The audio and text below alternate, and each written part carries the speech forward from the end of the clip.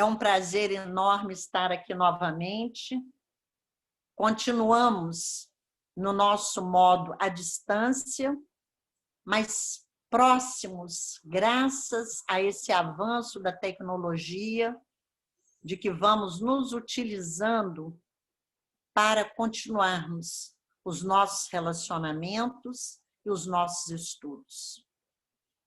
Estamos estudando o Livro dos Espíritos, ali naquele início, lembrando que Allan Kardec, quando tomou conhecimento dos fenômenos espíritas, os fenômenos das mesas girantes, ele começou a pesquisar e elaborou o Livro dos Espíritos e começou do início. Primeiro, ele começou com uma longa introdução, explicando do que se tratava, explicando os conceitos, inclusive respondendo a objeções.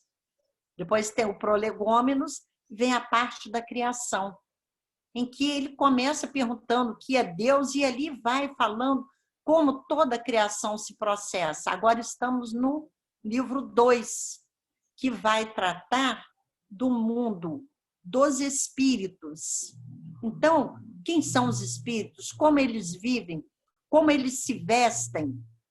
E nós estamos hoje nas questões de 82 a 90, de 88 a 92, que trata da forma e ubiquidade dos espíritos. Mas antes de pegarmos especificamente nessas questões, nós vamos ver algumas anteriores, a questão 76, como podemos definir os espíritos. Aqui, o espírito já individualizado. Então, quem são os espíritos? Os seres inteligentes da criação que povoam o mundo além da matéria. Então, os espíritos são inteligências, nós também, mas que não estão encarnados, eles povoam o mundo além da matéria. Mas aí Kardec quer saber, mas como é que é isso? Se eles não têm um corpo, como é que eles vivem lá? O corpo ficou aqui. Esse espírito que sobrevive, como é que ele é lá? Aí, na questão 82, Kardec vai perguntar, é certo dizer que os espíritos são imateriais? Por quê? Eles não têm mais o corpo material. Então, do que eles são constituídos? E o que os espíritos respondem? Imaterial não é bem o termo, é melhor dizer incorpóreo, porque eles são feitos de alguma coisa, mas é uma matéria quintessenciada, é uma matéria bem sutil, que nós não temos como perceber. Vamos notando ao longo dos estudos que, em muitos momentos, os espíritos dizem isso. Vocês ainda não têm os sentidos para perceber. E eles vão passando para nós informações dentro daquilo que já podemos compreender. O que é que já podemos entender? Então, eles vêm com essa linguagem. Assimilamos isso? Mais à frente vem outra informação. Por isso que a doutrina espírita vai sempre se mostrando para nós com nova compreensão, com novo entendimento. Então, vamos entrar nas nossas questões, de 88 a 92. Kardec começa perguntando, os espíritos têm forma determinada, limitada e constante? E o que eles respondem? Para vós, não. Para nós, sim. O espírito é, se quiserdes, uma chama, um clarão ou uma centelha etérea. Então, aqui ele vem mais uma vez reforçar a distinção que se faz entre o que nós humanos percebemos e o que os espíritos percebem. Nós aqui não percebemos a forma dos espíritos, ainda mais como Kardec perguntou, determinada, limitada e constante, ou seja, individualizada. Como é que se processa Isso.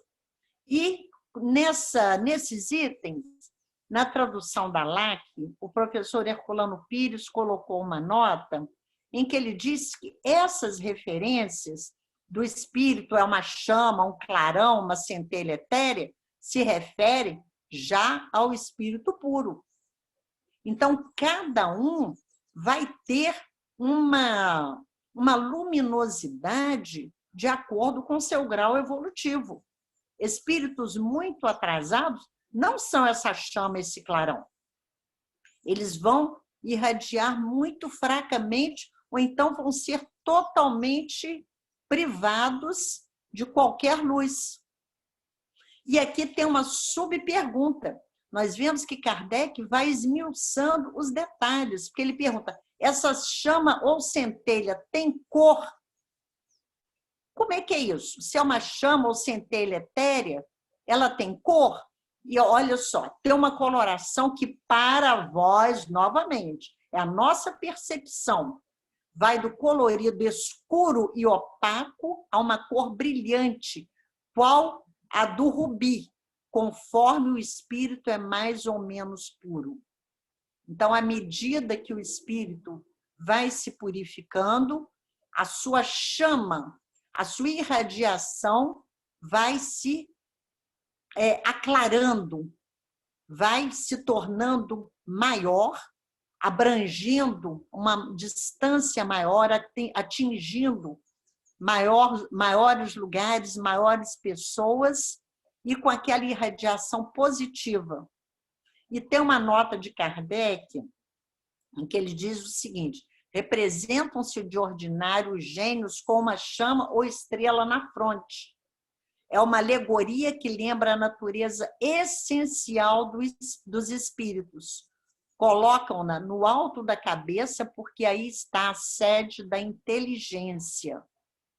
Nós lembramos com essa nota dos santos da Igreja Católica que são representados com aquela, tipo uma coroa, uma luz, uma coroa luminosa, mostrando a sua superioridade. Então, eles não sabiam bem o que era isso, mas tinham essas visões quando esses espíritos se apresentavam e representavam-nos assim. E aí vem a doutrina espírita nos dizer exatamente do que se trata. A questão 89 vem falar do espaço, da distância, como é que os espíritos percorrem os espaços. Diz assim, os espíritos gastam algum tempo para percorrer o espaço? Sim, mas fazem-no com a rapidez do pensamento. E nessa questão, eu lembrei do livro Nosso Lar, em que, quando André Luiz, já lá no capítulo 50, 49, 50, que ele tem autorização de vir até a Terra para ver a família, porque a grande ansiedade dele era saber como é que a família estava. A família estava com muita saudade e ele queria vê-los. E quando chega lá, a surpresa que ele tem de ver a mulher casada e a casa toda modificada, e ele sofre muito. E o marido da mulher está doente. Em princípio, ele não pensa nem em ajudar, ele está com a dor dele, mas depois ele cai em si e percebe, eu tenho que fazer alguma coisa, mas não tem recursos. Então ele sai da casa, vai para ali em contato com a natureza e começa a fazer uma prece. E ele diz que ainda estava na prece, pedindo a Narcisa, lá do nosso lar, ele ainda estava concentrado na prece, quando Narcisa lhe toca o ombro e fala com ele. Como ela percorreu essa distância? E aqui vem a pergunta seguinte, o pensamento não é a própria alma que se transporta? Quando o pensamento está em alguma parte, a alma também aí está. pois que é a alma quem pensa. O pensamento é um atributo. E nós lembramos de Jesus quando disse: onde está o teu tesouro, aí está o teu coração. Onde pomos o nosso pensamento. No livro Nosso Lar também, nós vemos uma dissertação da veneranda em que ela vem falar um pouco. Vamos só fazer uma pequena referência ao pensamento, assim, fazer pequenas observações sobre o pensamento. Ela fala, o pensamento é uma criação mental e é quase tudo em nossa vida. E como nós não sabemos utilizá-lo, nós não o educamos para a vida, nós ficamos perdidos, ficamos sujeitos às influências que não nos interessam. Então, a necessidade de entendermos como o pensamento age e de trabalharmos. Quando vier até nós pensamentos que não nos são adequados, que não nos são úteis, vamos modificar, vamos substituí-los por pensamentos de fé, de bom ânimo, de entendimento da vida. A questão 90, que também fala dessa questão de transporte, mas do conhecimento disso, ele fala, o espírito que se transporta de um lugar ao outro tem consciência da distância que percorre, dos espaços que atravessa, ou é subitamente transportado para o lugar onde quer ir? Aqui nós vemos as duas situações. O espírito está num lugar, pensa, ou é chamado em algum outro lugar, e ele pode estar instantaneamente lá.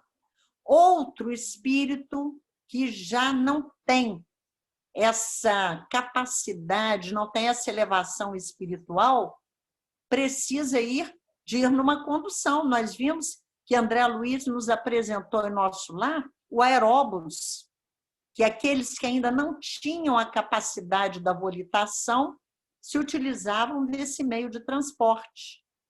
Ou aqueles que, como nós ouvimos testemunhos, tem no livro Céu e Inferno, nas reuniões mediúnicas também, o espírito se comunica e então, quando perguntam a ele, mas como você chegou até aqui? Eu não sei. Eu estava num determinado lugar e, de repente, me trouxeram para cá.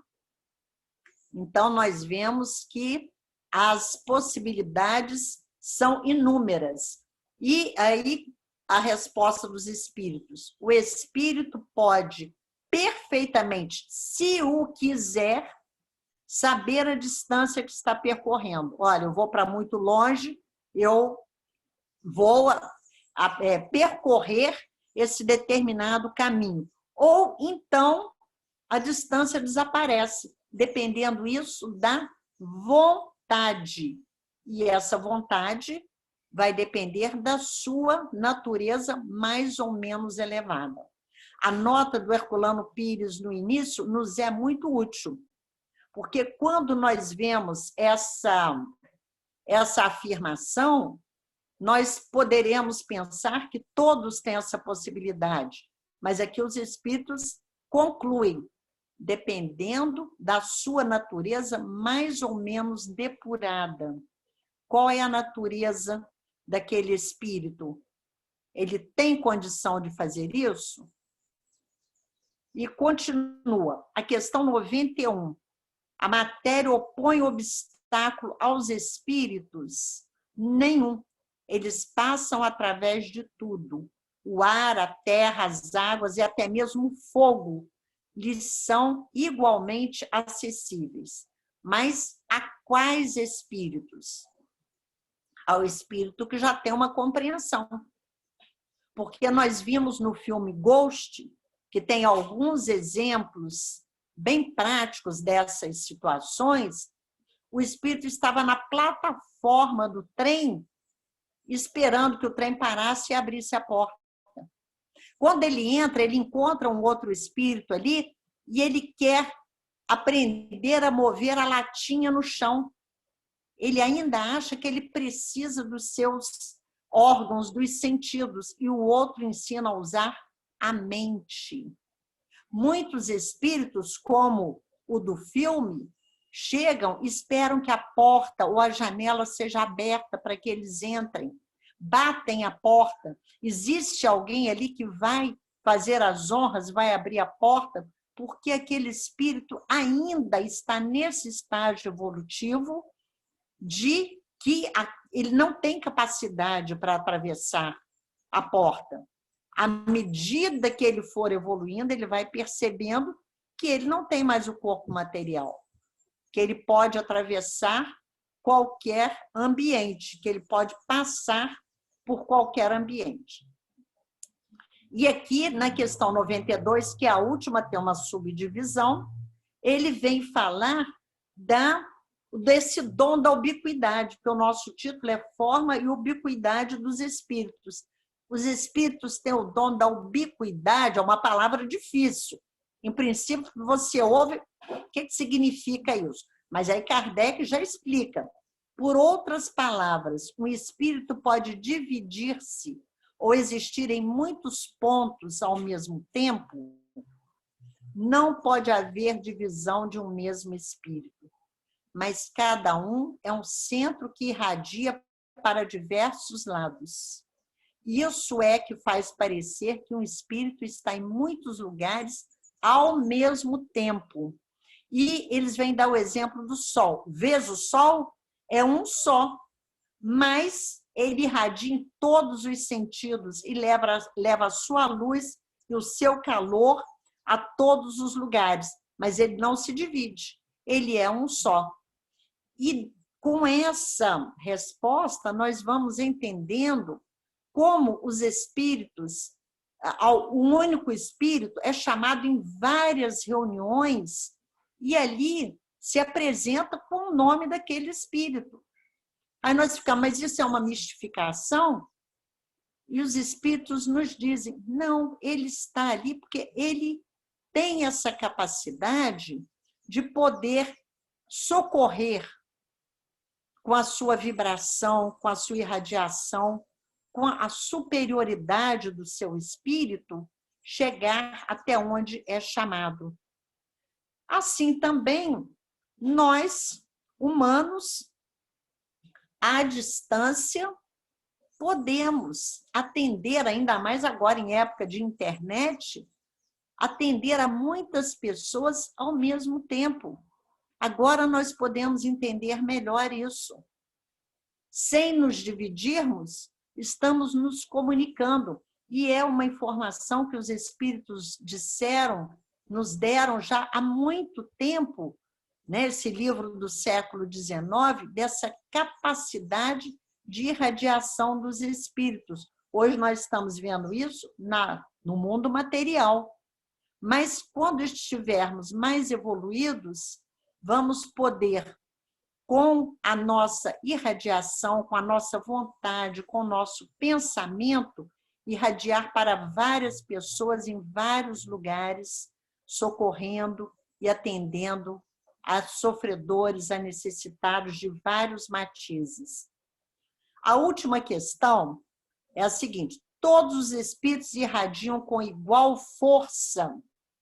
Já vimos vendo que não, né? Em todas as questões, os espíritos dizem depende da evolução de cada um. Cada um, o espírito mais atrasado, tem, inclusive, pouca luz. Então, ele não vai ter como se irradiar, ele não vai ter como nem socorrer as pessoas a quem ama. Que nós já vimos na obra de André Luiz. André Luiz é muito rico nesses exemplos, pessoas querendo, lá no mundo espiritual, querendo socorrer ao seu ente querido aqui, mas não podia, porque ela própria ainda não tinha sua luz, ela própria ainda não tinha atingido um nível evolutivo para poder dividir aquilo para poder beneficiar o outro. Então, quando ele diz que todos irradiam da mesma forma, não. Essa força depende do grau de pureza de cada um.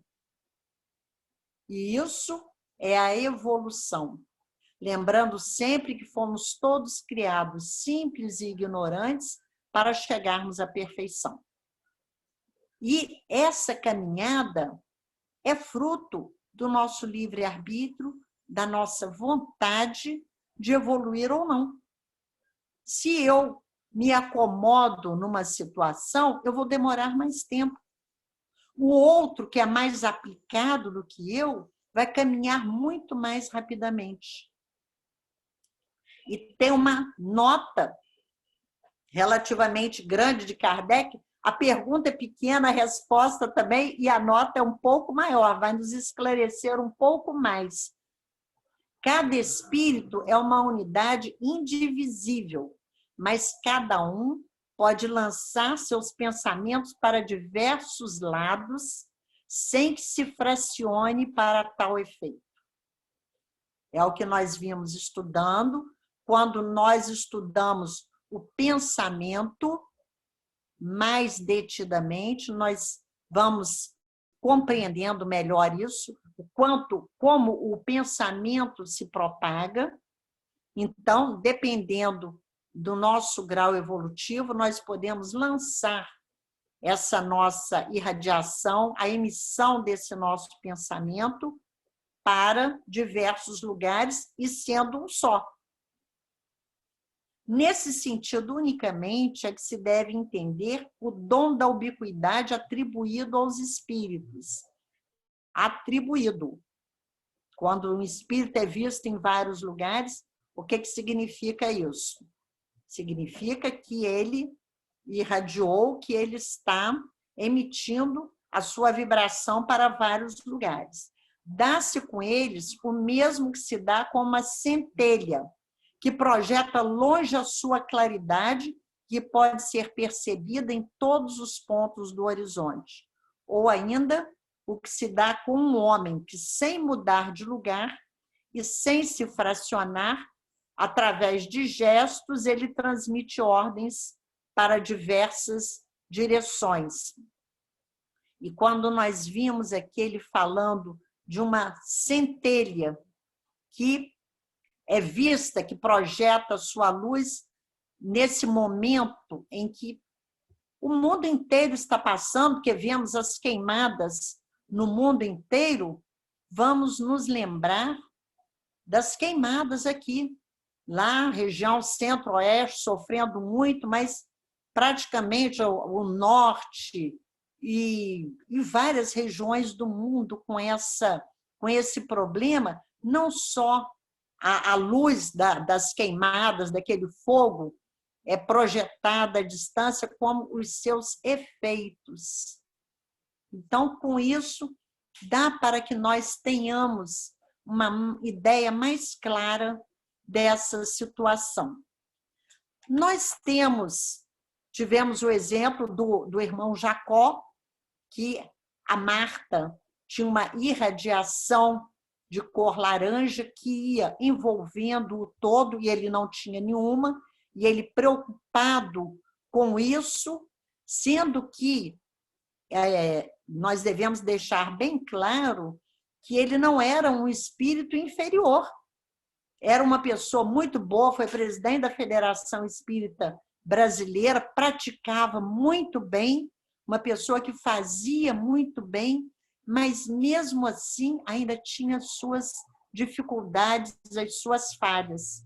Por isso, a sua luz não estava brilhando como ele estava vendo tantos ao redor. Ele foi recebido no mundo espiritual por Bezerra. Então, nós vemos o valor desse espírito, mas, no entanto, ainda tinha as suas lutas. E para a nossa conclusão, eu trouxe aqui do livro, está no livro Cartas e Crônicas, do irmão X, psicografia do nosso Chico Xavier, uma página intitulada Kardec e Napoleão. aqui fala que, fim do século XVIII, houve uma assembleia no mundo espiritual em que estavam luminares da humanidade. Então, aqui vamos ver o que o irmão X retrata aqui. Diz assim, Maria Antonieta, Robespierre, Camille Desmoulins, Voltaire, Rousseau, Dalton, Pestalozzi e várias figuras importantes que se destacaram ao longo da história da humanidade. E é trazido aquele ambiente Napoleão, já encarnado. E, de repente, o irmão X diz aqui, imediatamente, uma estrada de luz, à maneira de ponte levadiça, projetou-se do céu, ligando-se ao castelo prodigioso, dando passagem a inúmeras estrelas resplendentes. Em alcançando o solo delicado, contudo, esses astros se transformavam em seres humanos nimbados de claridade celestial. E dentre esses todos se destacou a figura de Allan Kardec. Ainda não estava encarnado, mas para que ele e Napoleão se aproximassem mais, para que juntos cumprissem ali na França as suas missões. Napoleão no campo da política, Kardec no campo da espiritualidade.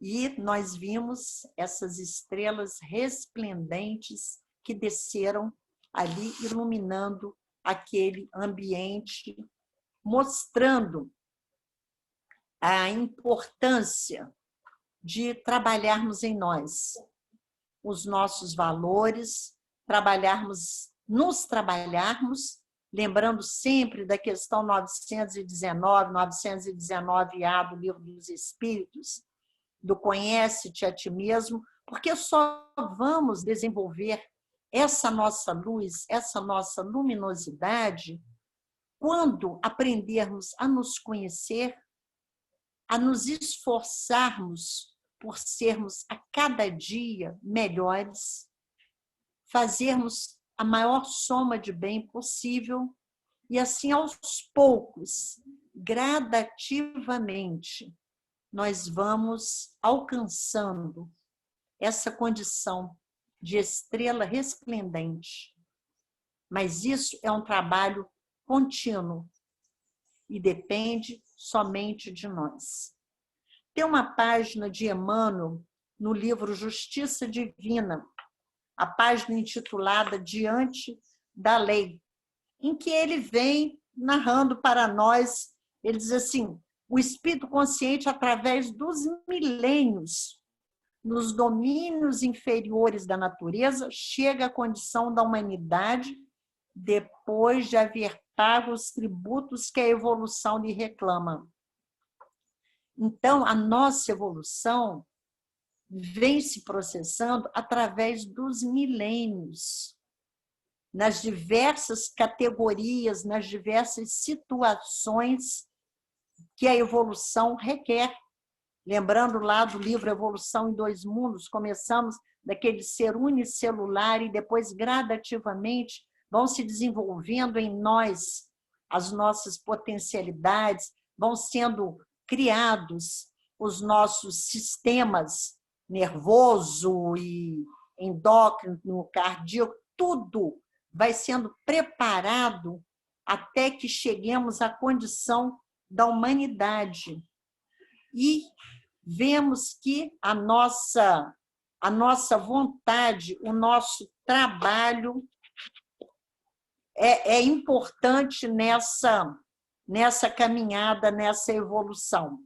E encerrando essa página, Emmanuel diz o seguinte, o Criador concede às criaturas, no espaço e no tempo, as experiências que desejem para que se ajustem, por fim, às leis da bondade e do equilíbrio que o manifestam. Então, nós vemos que sempre a nossa vontade é soberana. Ele diz aqui, no espaço e no tempo, nós recebemos as experiências que desejamos. Que nós entendemos naquele momento serem úteis para nós. Até que, como ele diz, por fim, depois de termos passado por diversas experiências, termos caído, nos levantado diversas vezes, nos reajustemos às leis de bondade e de equilíbrio, porque a lei de Deus é de amor. É necessário que aprendamos a respeitar o amor, a lei, o porquê da criação do Pai. E aí nós vamos aproveitando mais as nossas oportunidades. Eis porque permanecer na sombra ou na luz, na dor ou na alegria, no mal ou no bem, é a ação espiritual que depende de nós. Então, está sempre em nossas mãos. Nós precisamos de nos compenetrar, de que a nossa experiência, que a nossa vivência aqui é fruto do que escolhemos, mas que podemos escolher melhor, até que nos reajustemos de tal modo a essa lei de bondade e equilíbrio e que saibamos fazer, acima de tudo, brilhar a nossa luz diante do Pai. Que nós consigamos passar bem por essa experiência, por essa provação difícil, mais para uns do que para outros, e que saiamos daqui muito melhores, com um entendimento muito maior, compreendendo que a lei é de amor e que nós temos uma parte a fazer nela. Agradecemos a oportunidade que a casa nos dá do trabalho e desejamos que ela continue sendo amparada e protegida pelos amigos espirituais. Obrigada, muita paz.